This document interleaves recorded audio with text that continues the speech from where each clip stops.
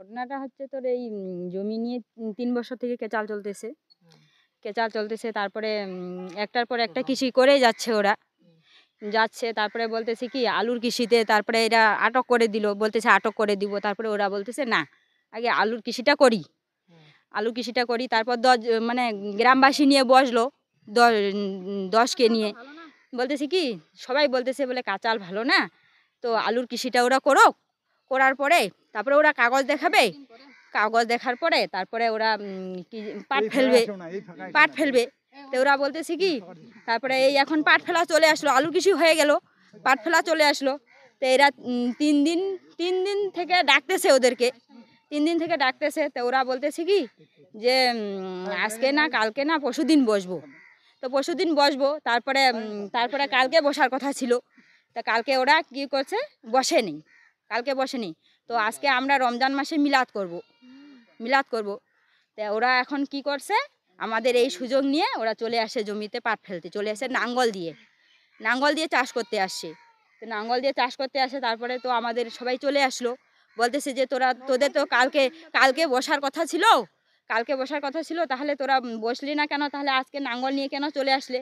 তো ওরা বলতেছে কি যে না, এটা আমাদের কিনা জমি। তো এরা বলতেছে তোমাদের যদি কিনা জমি হয় তাহলে কাগজ দেখাও, আমরা কাগজ দেখাচ্ছি, আপনারাও কাগজ দেখাও, তারপরে পাট ফেলবে।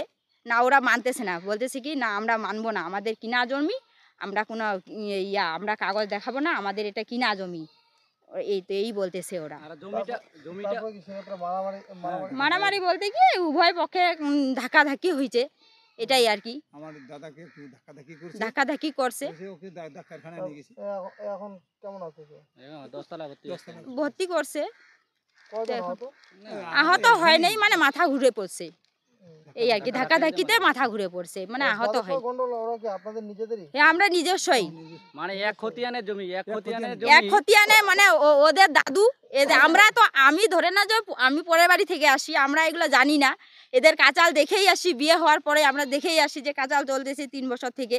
আমরা তো জানি না যে কার দাদু কি করছে কি করছে না, আমরা শুধু দেখেই আসি, আমরা তো জানি না। ধরে না আমার স্বামী। এখন সেই বিষয়ে কি থানায় কোনো লিখিত অভিযোগ করা হয়েছে? লিখিত অভিযোগ এখনো করা হয়নি, হবে। হয়নি, এখনো হবে। এখন কি চাইছেন আপনারা? আমরা তো চাচ্ছি যে ওরা কাগজ দেখার পর সালিশ হবে। মারামারি তো ভালো না।